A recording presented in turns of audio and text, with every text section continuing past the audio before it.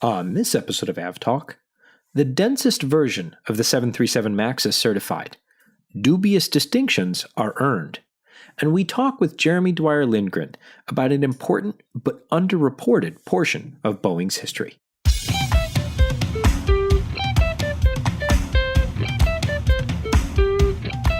Hello and welcome to episode 109 of AvTalk. I am Ian Petchnick here, as always, with Jason Rabinowitz, and welcome to the 109th episode extravaganza.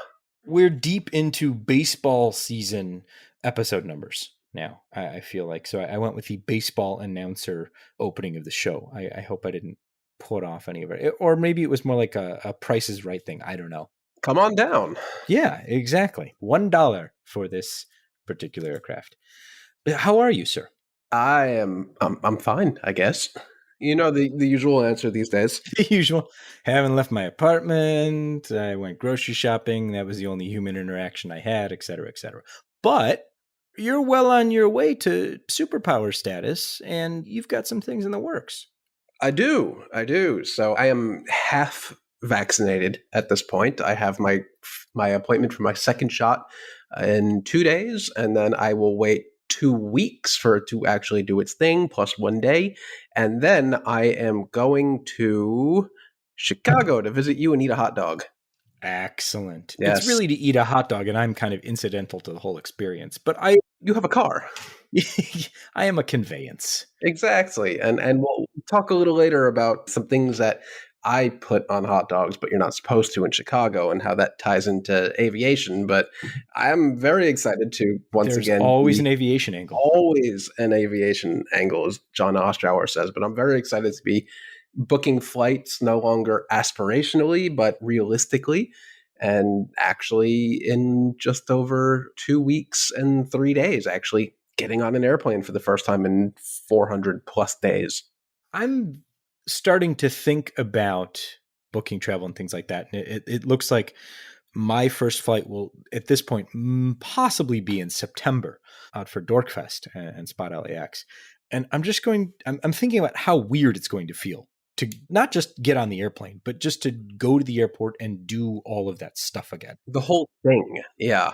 So I now have to think again and remind myself, like, how is it that I used to get to LaGuardia? And how early do I have to leave? And what are the conditions these days? But of course, my reintroduction to the world of air transport will be more than likely departing out of LaGuardia's bad old terminal, which I can't think of a better way to regain my status as an airline passenger. I mean, it's fitting. It's very fitting. Yeah. It really gets you back into the feel of consistent disappointment. If the ceiling isn't dripping on your head, you're doing it wrong. Wait, there's a ceiling now? Parts of a ceiling. Okay. Last time I was there, the ceiling was comprised of some old ceiling tiles that weren't held up by much of anything and a tarp. I have a 50-50 shot. So I'm booked on American out to O'Hare on a 738 and back on a 319. And American is split operations. So half their operations are in one of the newly opened, in the middle of the pandemic, new terminal building, and the other half are in the very not new terminal. So it's roll of the dice. I don't know what I'll end up being in, but I'm actually kind of hoping for the old terminal, weirdly enough. I mean, it's familiar. Yeah, we'll call it that. Well, I'm looking forward to your visit. I'm looking forward to enjoying a hot dog and seeing some planes and all that good fun stuff. And I'm sure we'll talk more about that in the upcoming episode. Let's dive in to what has happened in the past couple of weeks. And then later in the show, we are going to talk with Jeremy Dwyer-Lindgren, who we're going to surprise with a sandwich on his punch card. But then we're going to meet a very, very special character. I cannot wait for you all, dear listeners, to hear about this. I think it's going to be thoroughly exciting and very frightening as well. But that is later in the show. First things first, the cockpit voice recorder memory module from the Sriwijaya Air Flight 182 crash has been found. They had been searching for it since the crash. They had, not long after the crash, found the beacon and housing for the CVR, but the actual memory module had separated from the housing. So that has been recovered. They recovered it in a few meters of mud. So this was not, it's not large. I mean, it's the size of a external hard drive, and it was under a few meters of mud. So that's pretty awesome that they found it. Yeah, and the images that we got after the recovery, it looks like the piece of metal that connected the module itself to the rest of the unit were it's absolutely mangled, twisted piece of metal, but the memory module itself looks like it held up like a champ, which is great. But again, it's disheartening and concerning that this piece completely separated from the rest of the unit, which has the locator pinger, so they could actually easily find it. But once again, they've managed in Indonesia to find the dislocated memory module buried in mud. So hats off to them for being able to do that. Yeah. And so they'll do the analysis. Hopefully everything is as it should be and the readout is successful, and that'll be part of the final report that comes out in a few months' time.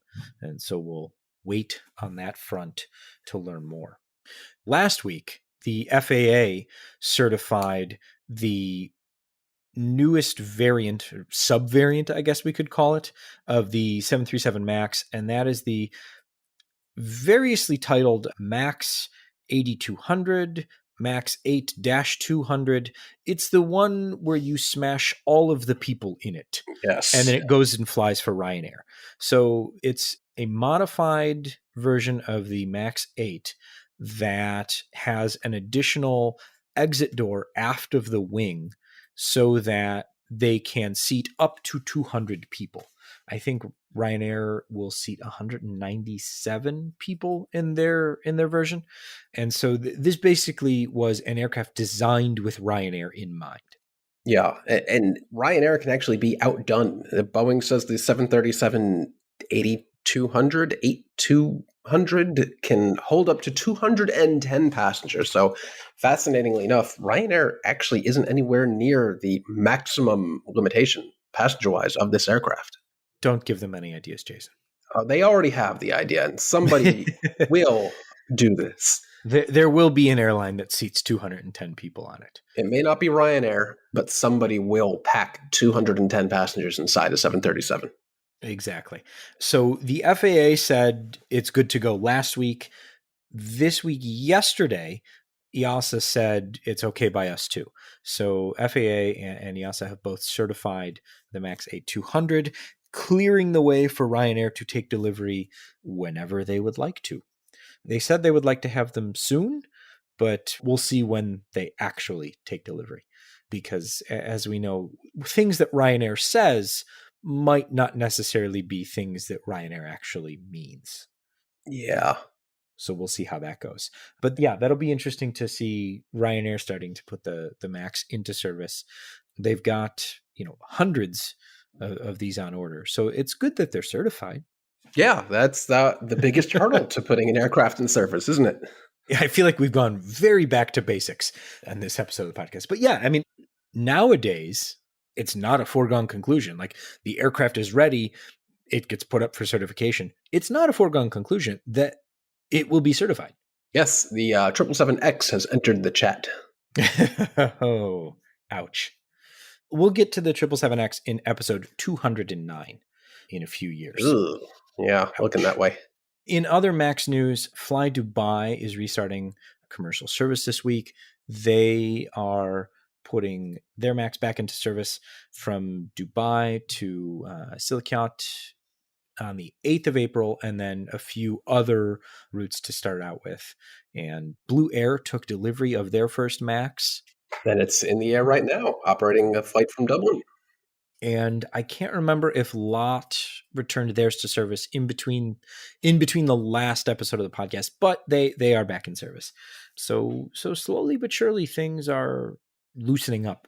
Getting there. I'm also seeing Aerolíneas Argentinas operating a MAX now. I don't think I knew that they were operating once again, so that's new to me. Yes. And then I think North America remains unchanged since the last time we discussed things. So we'll keep an eye Well, on. who was left in North America to operate the Max? I think anyone that had them pre-grounding is already operating them, no? That is true. Okay. So it cannot change. Well, I suppose it could change the other way, but there are no more airlines No. left to I think WestJet add is operating them again, once again, right? here and there.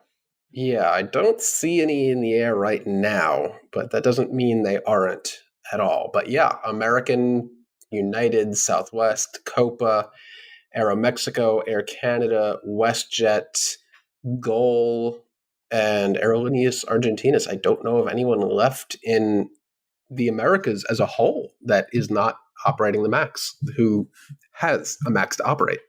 Right. So let's see, how things shake out Oh, and and Alaska. who's next. Yes, Alaska took theirs most recently. They are the newest entrant. Also this week, as far as certifications and regulatory changes, this was an interesting one that it gets a bit technical, but I guess the long and the short of it is GPS wrong, landing bad. Ah, not again. Uh, so, Jason, why don't you explain that in a little more detail? I'll give you a little more detail, I but appreciate that. remember, GPS has been a weirdly tricky thing with aviation in the last couple years. Remember, we had, I guess it was in the beginning of the pandemic, where there was a Rockwell Collins GPS receiver that just kind of stopped working on a bunch of regional jets in the US and grounded a chunk of the CRJ fleet. Well, now we have another Rockwell Collins GPS receiver that has a particularly odd bug where if it's within plus or minus 20 degrees of 180 west, I guess that's the latitude? Longitude. Longitude, thank you. It could have You got it. bad positional data. And for whatever reason, this issue impacts 3,500 planes just in the US registration. So that's a lot. And I'm getting this from Seth Miller at paxx.aero. He highlighted this sentence that says the software improperly applies the wide area augmentation system ionospheric delay corrections to the GPS signal from the satellites located across the 180th meridian. Due to this anomaly, the position accuracy may be diminished. FAA is issuing this airworthiness directive to prevent a misleading glide path on an effective LPV approach, resulting in CFIT, which stands for Controlled Flight into Terrain, which is never good. I guess the long and the short of it is there could be an error in positioning and the plane could fly into the ground.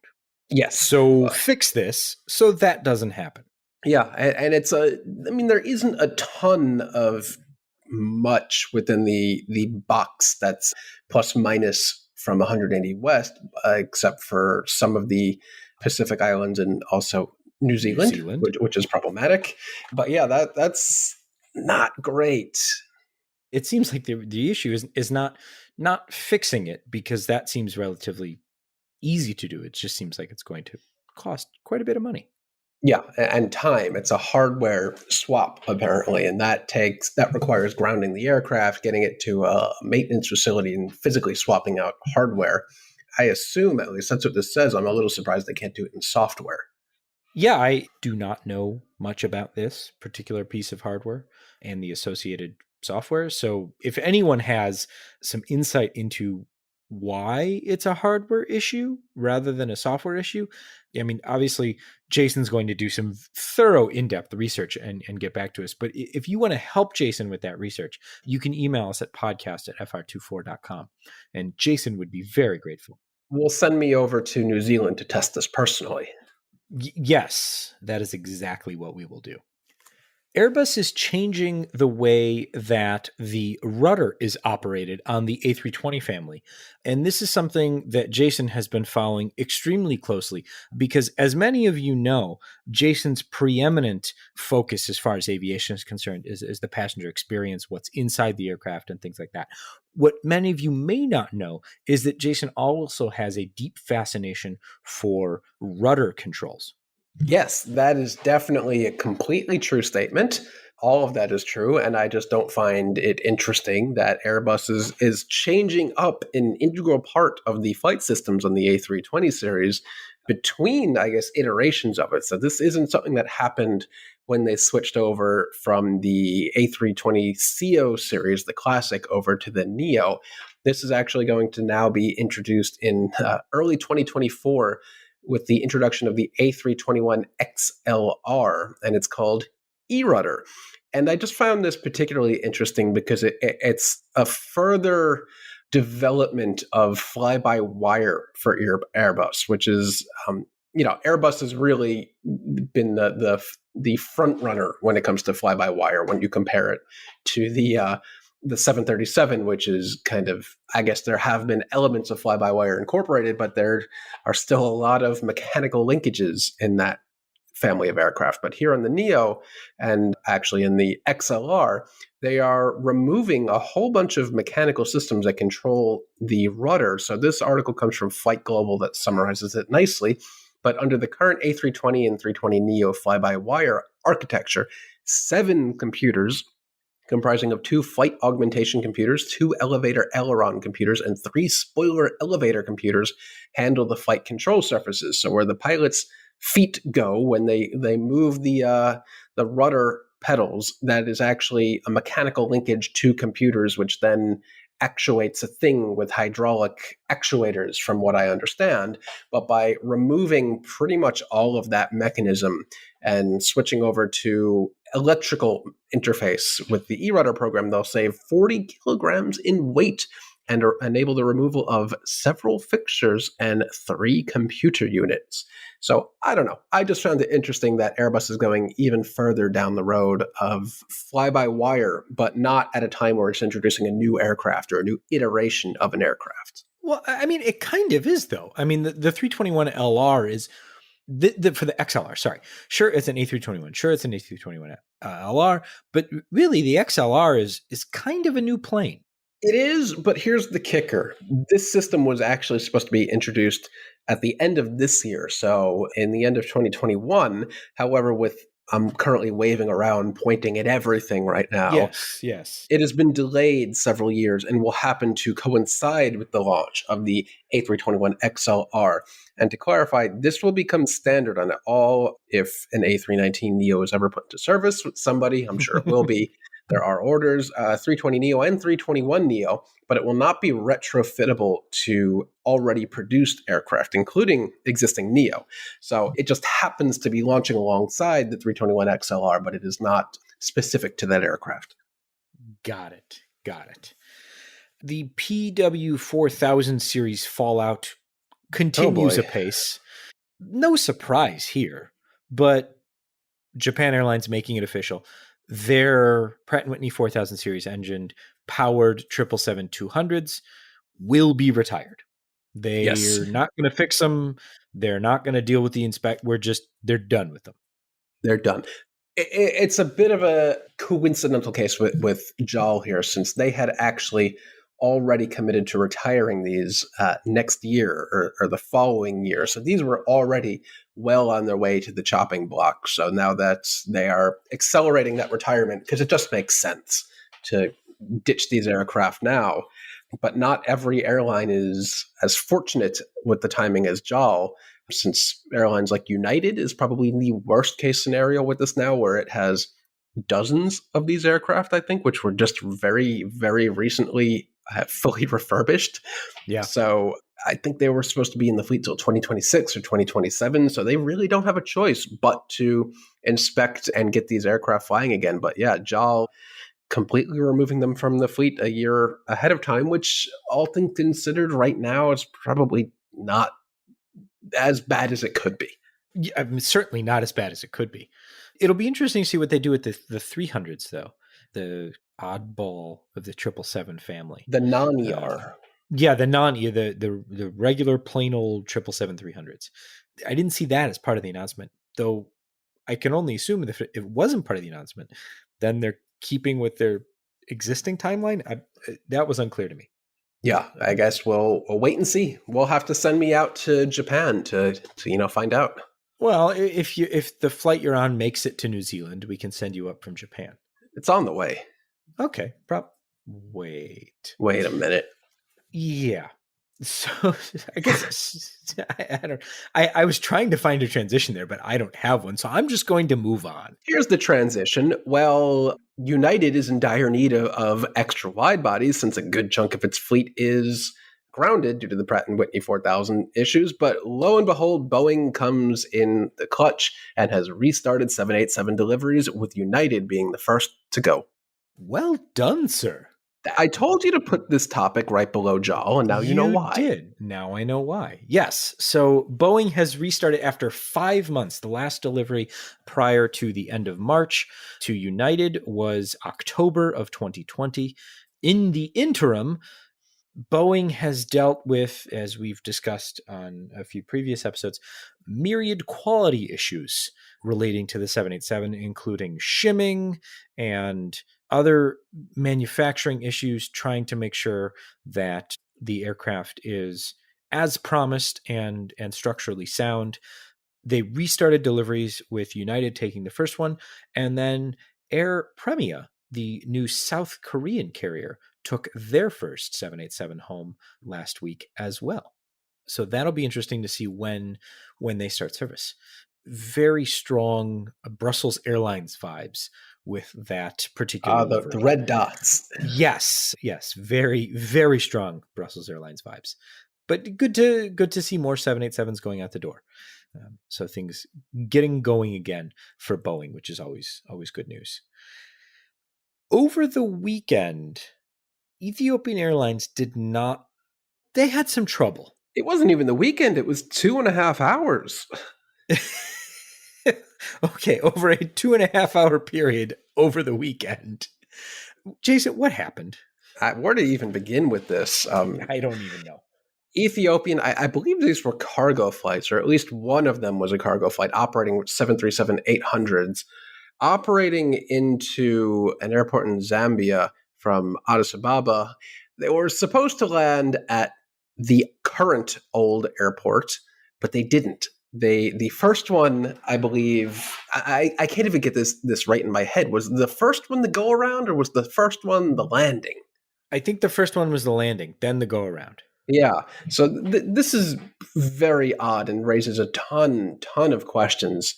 So two aircraft, one of them approached and did a go around from just 50 feet above ground level. And the second one actually managed to land at the new unopened airport, single runway airport.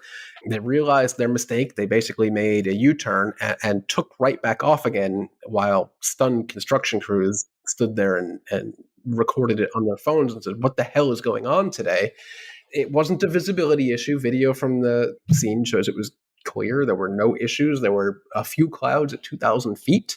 But it is extremely alarming that not one, but two flights from the same airline at the same city could approach and actually land at the wrong airport. Not even the wrong airport, but an airport that's not even open yet, which is concerning. We've seen aircraft land at the wrong airport.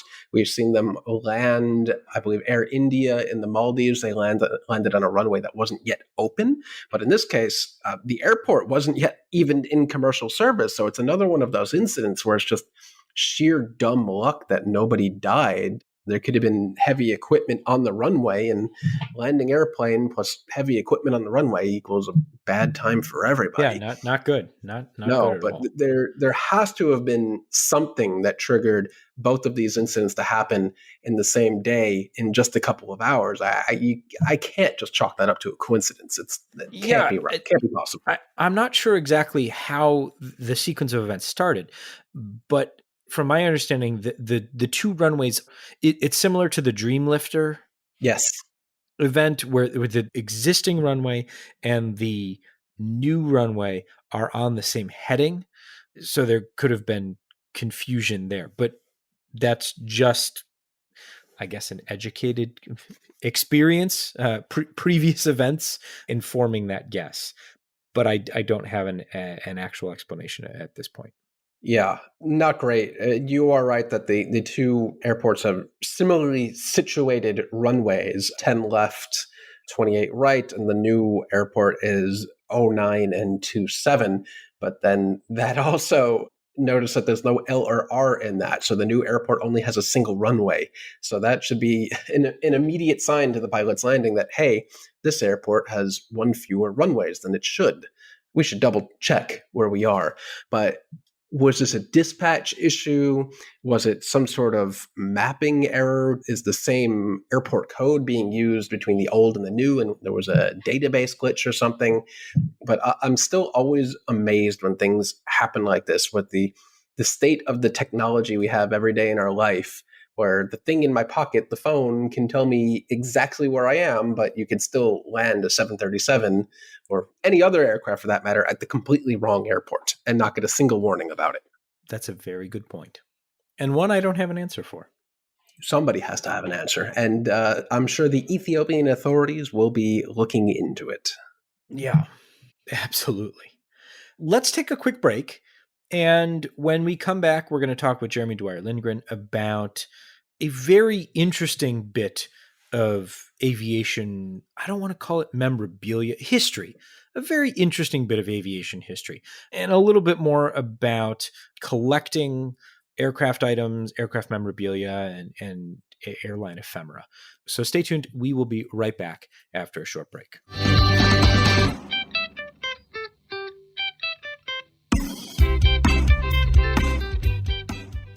Welcome back. We are now joined by a very special guest, the first person to qualify for the AvTalk Sandwich Punch Card.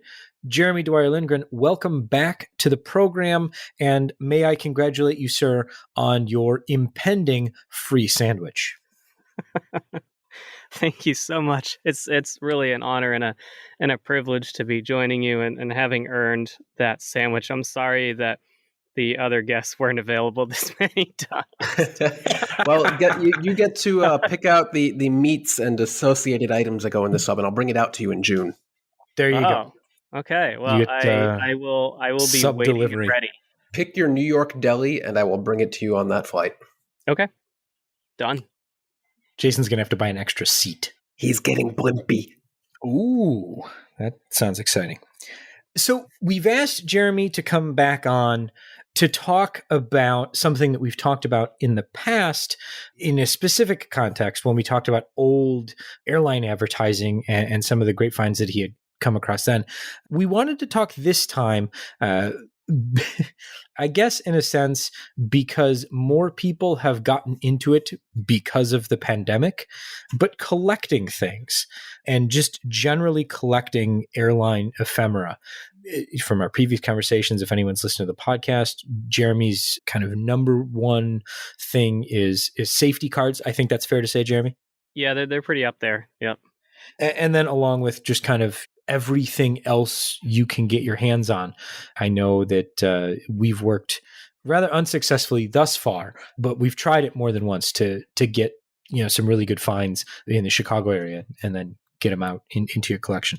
So what I thought we could do is talk about how you develop this collection. I know a lot of our listeners collect things like models or safety cards or ticket stubs and things like that. We've had one listener who sent us an email message that contained their boarding pass collection that went back about 40 years. That was really cool to see. And just having the foresight to start collecting things that long ago that mean that much to you, I guess, is really something cool. But how do you start out collecting these things? How does that happen? The safety card one, I can remember exactly where that came from. It was 2008, and Continental had only, a few weeks left in its formal life. And I looked at the safety card after a long transcon flight and thought, I don't think they're going to need this much longer.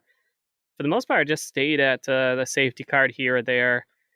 And it took off when I started aviation reporting full time with Archive, which merged into Airways magazine, and started being, had the front row seat to a fair number of Boeing and other industry firsts and started collecting those mementos on the way.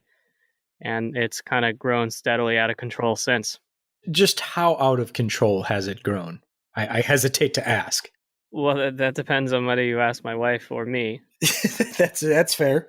My spreadsheet says that not counting safety cards, I've got just over 2,500 items, ranging from 1950s napkins from Northwest, 1990s era kid games from United, first flight covers, Delta Convair 990 delivery packet, Boeing annual reports, and even an actual American Airlines MD-80 nose gear door, along with a lot of other things. And then safety cards, I got about 1,000. That kind of runs the gamut. Yeah. I mean, from a welcome packet all the way to a nose gear door. Please tell me that the nose gear door was acquired not off the airplane. I mean, it came from an airplane. You didn't take it off the airplane, correct? I didn't. I earned that a different way. Excellent. So, I mean, you have all of this stuff. How do you keep track of all of that? Like, how do you know where your 1953 napkin set, goes in all of this? Well, it starts with a plethora of spreadsheets. My wife has joked that she knows when I care about something when it goes into a spreadsheet, but that otherwise it's all dead to me. So I've got a multi-page, multi-different type a spreadsheet that covers all the stuff. So it all gets entered. It's marked whether it's been photographed or digitized. And then they go into drawers where they're put in plastic. They're kind of sealed up. And they go into the drawers and they're organized by what type of item they are and then alphabetical. Now for the most fun question. What is some of the strangest stuff, the most weirdest stuff that airlines have put out and that you've managed to get your hands on? I don't know that I have too many items that are weird in and of themselves. Certainly there's no shortage of interesting marketing gimmick things that airlines come up with, the type of dollar or 50-cent yard sale item that end up as 50-cent yard sale items like the next weekend. But I don't tend to hang on to those. I'm mostly paper. But certainly it's like a little bit of a time capsule. I focus mostly on 53 to 73. So the stretch between the DC-7 coming into service, which is the height of piston power, to the SST being, at least Americans' ambitions for the SST being formally dead by 73. So that we went from piston power to supersonic in that stretch. And so it's interesting to collect a lot of things because you see an immense amount of change. You see an immense amount of variation and approaching in advertising. Sometimes it's just announcement, but also an appeal. But also, especially in the mid-60s, you see a ton of aspiration built into that, especially as airlines like TWA, Continental, and others in the U.S. were effectively building SST into fleet planning and everything else. So it felt very aspirational in that regard. But some of the weirder things, besides all the things that never really came to be, where I got a stack of Boeing newspapers, the company's internal paper newspaper, which I feel like clarifying by paper because it's not paper anymore. It's digital now and has been for about a decade, at least a decade, I think. And this particular stack goes from 64 to 78, and it's like a little window into the culture of the company and all the interesting things that they've got going on. And some of the more bizarre ones where there was an entire article on the size of candy bars and the vending machines being too small. Isn't that a plot right out of The Simpsons? It might be, yeah. It was 1969, and this was the issue that was the week before I think it was the week before the 747 first flight. They were doing taxi tests, and yet the article on the vending machine candy bar sizes occupied the top left corner above the fold. The most valuable real estate in the whole page wasn't on the Apollo program or the 747. It was on a resolution on the candy bar imbroglio. I mean, I'm going to need some resolution on that myself. I mean, was the situation resolved? It was. They offered slightly larger candy bars for the person for whom the smaller candy bar was no longer enough. Candy bars weren't keeping up with inflation, so their price kept going up, but the size wasn't. So their solution was to order a larger candy bar, but at a slightly higher price point. And I never saw it again. I'm so glad that we got some real resolution there. Absolutely, yeah. But the far and away the weirdest was stumbling into a mid 1970s squirrel mascot named Frugal, who was it's hard to describe him. You're looking at the pictures as well. Yeah. I mean, so I don't really know. He's got some issues that have dated him and not in a good way. I mean, I'm not even going to get into the ad copy or copy yet, but we'll put this in the show notes and you can be horrified right along with us. It's a life-size it's a life-size squirrel, not a life-size. It's a human. It's a human-sized squirrel head. Is he wearing a chef's hat? Like, what is? Or is that like a Scottish golfer's outfit? That's very confused. This whole thing is just amazing. I'm looking at the September 18th, 1975 edition of Boeing News, where the slightly larger-than-life squirrel called Frugal is carrying the message of Boeing's increased emphasis on eliminating unnecessary energy consumption. So it's an energy conservation program that is driven by a squirrel mascot wearing a Scottish golfer's uniform. Yeah, that's taking advantage of some cheap stereotypes and incorrect stereotypes. Yep. And it wasn't just an internal Boeing thing. I mean, some of these pictures you have from their newspaper, it was presented with the Tacoma Scots Bagpipe Band at a Mariners game.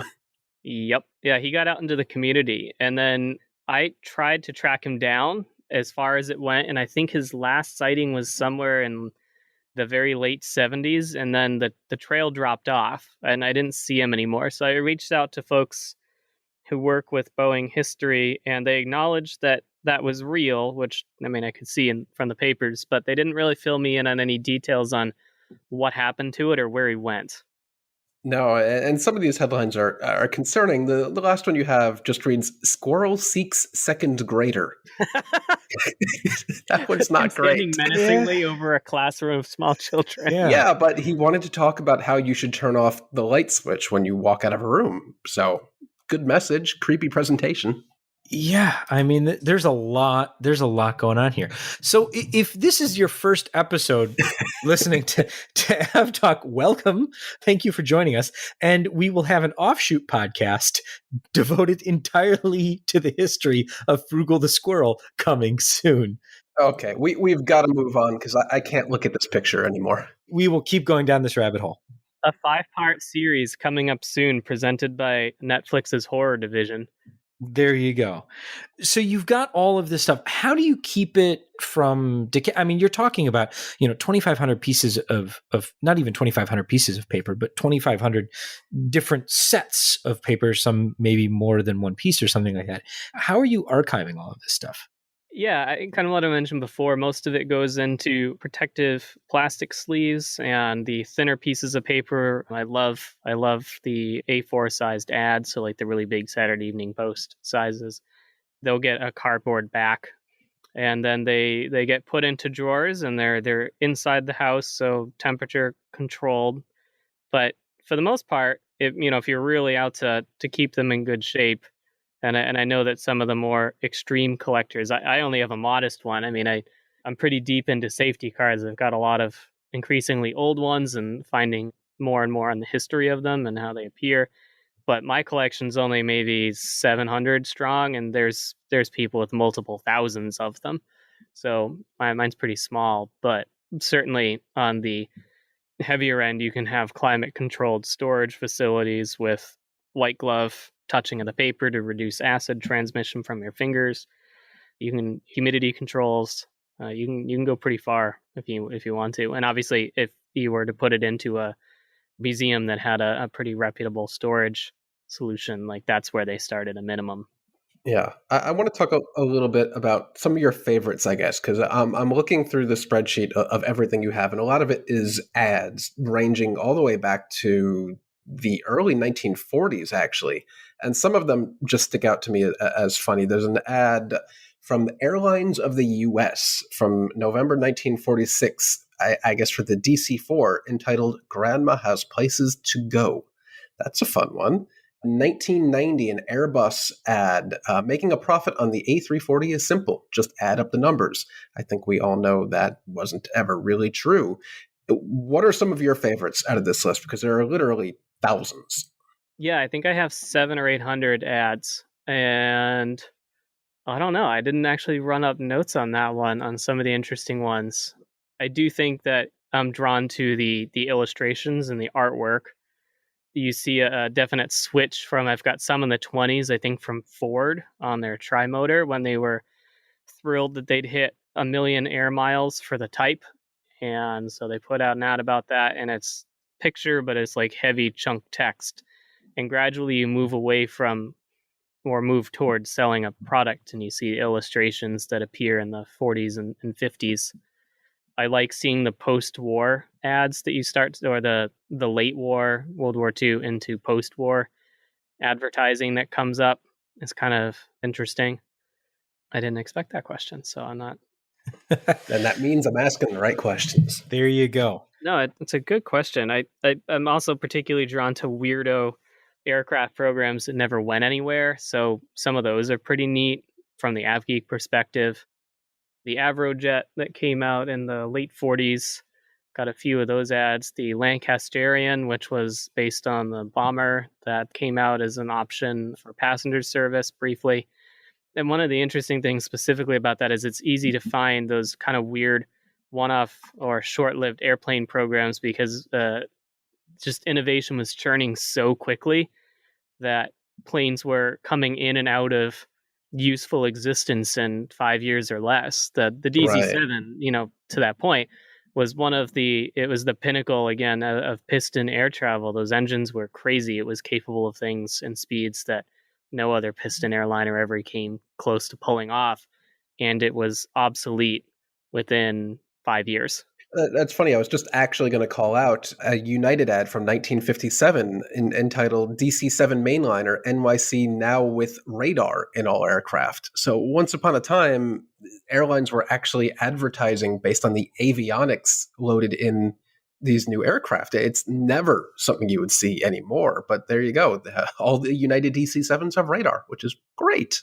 Yeah, I think that speaks to an interesting part of the history as well, because you kind of see, especially as jets come along in that late 50s, 59, 60 through, well, pretty much right in there, you start seeing a lot of those materials are trying to sell people on jet travel in the same manner that the 30s and 40s advertising, more the 30s, was selling people on piston travel.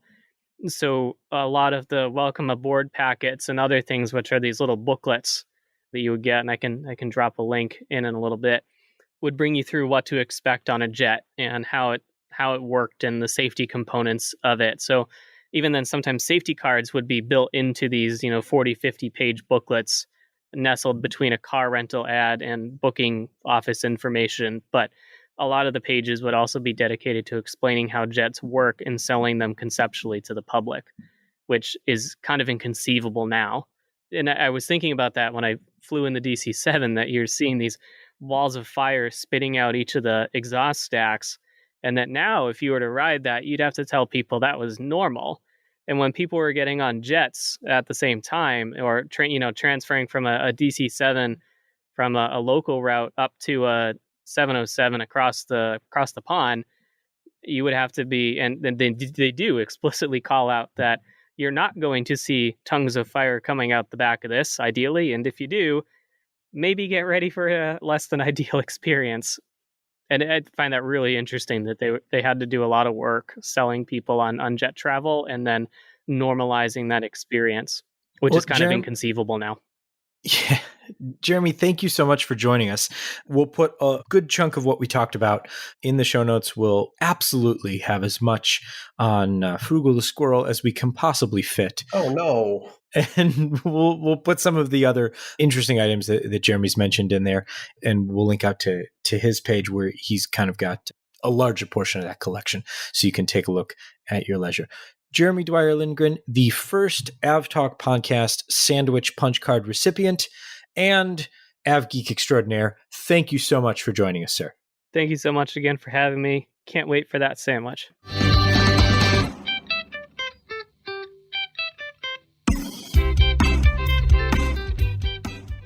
Welcome back. And now we all have to live with the knowledge that Frugal the Squirrel existed at one point.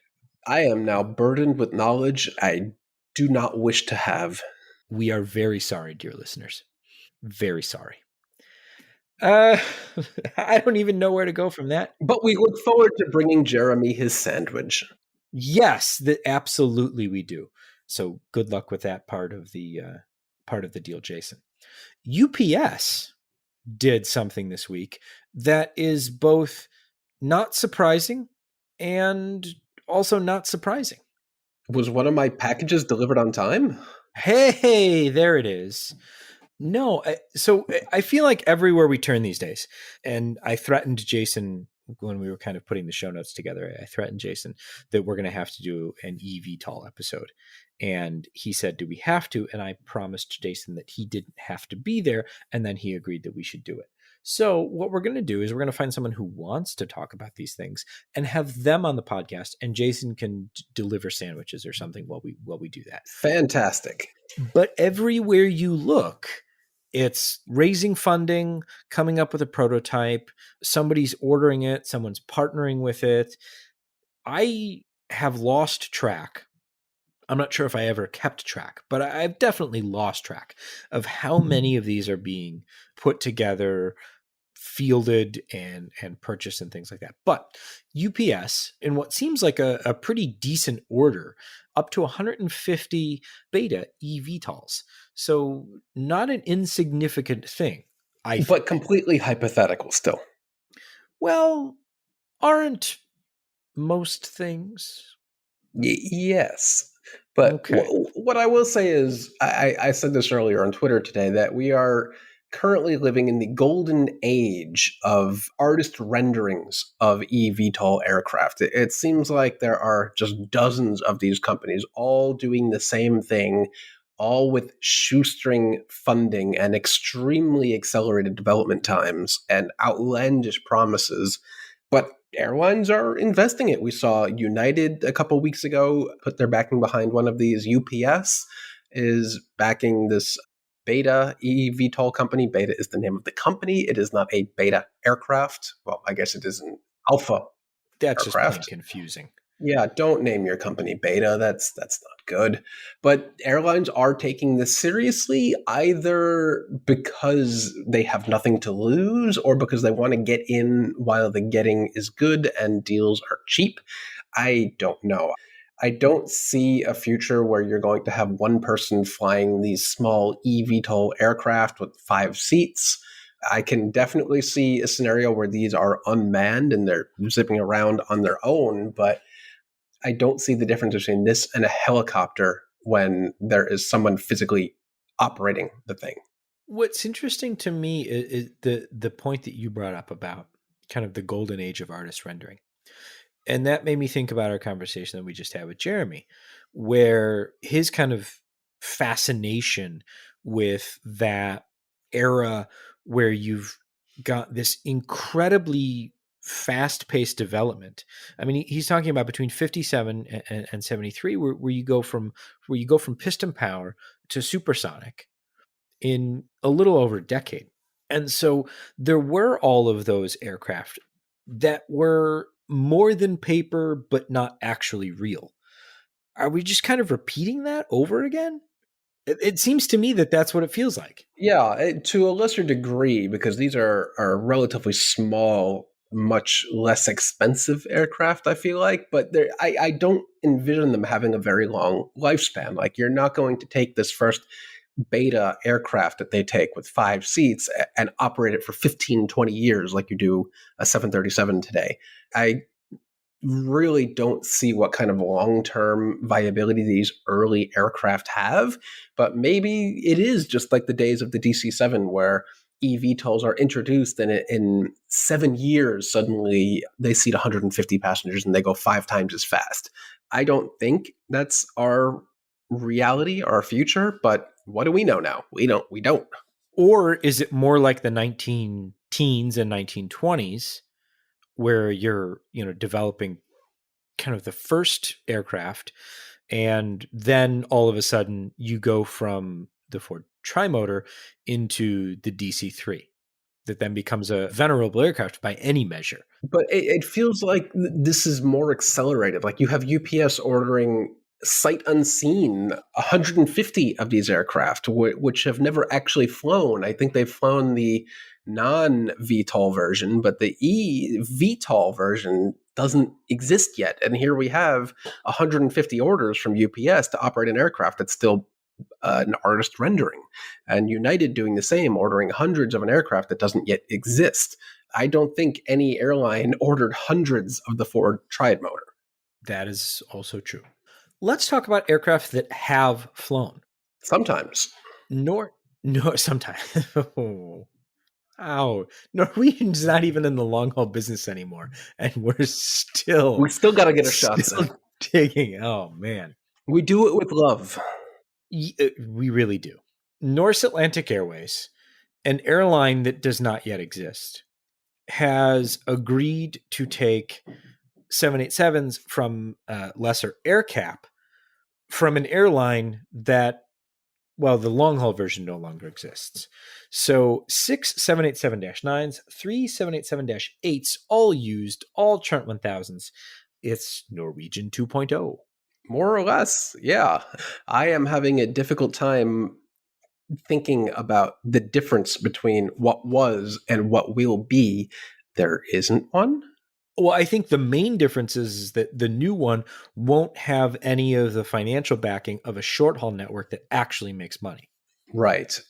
So it's a bit of history repeating itself a little bit differently.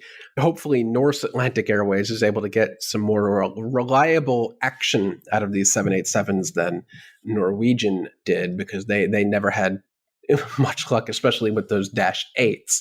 But at least here in the US, it feels like we haven't learned from our history and we're doomed to repeat it. And that now we see our fantastic elected officials in the US putting up a fight against giving a certificate of, I guess, route authority to Norse Atlantic, throwing up all sort of roadblocks like, oh, what will happen to the US airlines, and think of the jobs, and think of this. Why won't anyone think of the children? Even though Norwegian operated to the US for years, nobody lost their job. Nothing happened. If anything, it spurred competition. And it was great for passengers because it drove down fares. And also, of course, it spurred hundreds of jobs in the US to support that operation. Everyone from baggage handlers to gate agents to terminal operations to contracts to put fuel in the airplanes, to argue that it would potentially, that to not certify Norse Atlantic to operate to the US because it would harm American jobs. That is just such a nonsensical argument. But here we are, a decade later, doing the same damn thing. Yeah, I mean, I'm waiting for the portion of the show which doesn't regurgitate all of the same things that Norwegian went through the first time around. What's new? I mean, maybe they'll paint the planes. I don't know. Maybe they'll paint the rest of the plane red. They were red and white. Maybe now they'll be all red. Now, so it'd be like kind of a lighter shade of Air Greenland, which I would not be against. No, that would be great. That would be a very interesting livery. Yeah, but I hope they get their certification and they can operate to the U.S. And anyone who says, what about the good old American jobs, will just point to Norwegian and how many jobs they created in operating to the U.S. the last time they did that. And at the same time, simultaneously point to the absolutely mind-boggling record profits that the American airlines were making at the time. This is me shrugging. I know it's a podcast, so you can't see me shrugging, but I am indeed shrugging. Moving on. Rotom suck, and now everyone agrees. Who is the latest to agree? So now it seems like everyone's really gotten on board with this. So we had Mark Z, the founder of Ops Group, on episode 65. So almost a half of a show lifetime ago. And what we talked about was the fact that you can fly into an airport or concoct a flight from one airport to the next, and you have roughly 20 to 30 pages of extremely important information: routing information, weather information, fuel, aircraft, looking at what systems are inoperative on the aircraft, if there are any, things like that you really, really, really need to know. And then you get to the NOTAMs. And for example, there might be, I don't know, another 50 pages that detail all of the cranes within a 20-mile radius. Did you know that there might be birds in the vicinity of the airport? There might be birds. So all of these things. And not just the fact that there are, what's the word I'm looking for, kind of erroneous things listed that don't necessarily need to be there. It's that all of the writing is a bit convoluted. So it's not easy to pick out which are the most important things that you need to know beyond the extremely important ones like aerodrome closed. That's a really important one. But knowing the location of all of the cranes or which taxiway apron configurations are closed or open, and listing all of the stands that are affected and things like that. So this we talked about many, many episodes ago. Now this week, the conversation really seems to have shifted and gained a lot of momentum because ICAO has gotten on board and they're moving forward with working groups and what seems to be a big push from the pilots associations as well to revise how NOTAMs are written, how they're presented, and what is included in the package, so that when pilots are flying, when dispatchers are creating flights, it's easy to understand the most important information, and that's really all that's being included. So kind of an update. I love the pun that they put out when they sent out an email or a press release about this new campaign, and the headline was, "There's no time like the present to launch this global campaign," and that's just punny. I enjoy it. I will never shy away from a good pun. No, and in the subhub, they do say there might be 35,000 NOTAMs that alert pilots to potential hazards every day, and on average, 7,000 of them have already actually expired by the time you read them. That's not a good system. No, so hopefully they'll come up with a better one, and we will learn about it in a future episode. Harkening back even further to episode 10, there is currently a ketchup packet shortage A what? in the US, a ketchup packet shortage. Huh. Well, you know what? I think I We know who to call. I exactly. So in episode 10 we talked with Andrew Poor about hauling cargo and some of the most interesting things that as a charter cargo operator he had ever had to deal with. And what he mentioned was the 225,000 pounds of ketchup packets that they had to deal with one time. I believe Wendy's on the East Coast had a foodborne illness issue with some ketchup packets, so they airlifted some from the West Coast. Now there's just a general ketchup packet shortage because of the dramatic increase in restaurant takeaway versus the ketchup bottle in the restaurant. So how the pandemic has changed things, ketchup packets are now in high demand. So if you have any in a drawer in your house, hold on to those. It's put them up on eBay. There you go. Let us close the show with a rather interesting claim to fame that I still do not understand a week and a half later. So Aeromexico had a 787 that they got rid of. It is now operated by Comlux. And about 10 days ago now, they operated a nonstop flight from Seoul, South Korea to Buenos Aires, Argentina, I believe. Yes. Yep. And that's a long flight. Approximately 20 hours and 19 minutes worth of long flight. Yes. They then said it was the world's longest nonstop flight ever. Nope. There it is. Yeah, this was weird, and they haven't followed up or said anything since they issued this tweet on March 30th. But they said they operated the 787 formerly belonging to Aeromexico, now registered P4787, on a 20-hour, 19-minute flight over 10,520 nautical miles, connecting these two cities to be the world's longest flight, but it is neither the longest flight in distance nor in time. That still belongs to Boeing with the 777-200LR demonstrator flying the wrong way between London and Hong Kong, 13,423 miles over the course of 22 hours and 42 minutes way back in 2005. So I know I'm comparing miles to nautical miles, but it's still longer in both duration and distance, but not even close. So we're not really sure what they were getting at there with that claim. But either way, it's still a hell of a flight. Yeah, and we also don't have any clarification on why they did it. No. So if anyone listening has any insight into Comlux's A, why they did it, and B, why they said it was the longest flight when a simple search of world's longest flight would have turned up different information, please let us know. podcast@fr24.com.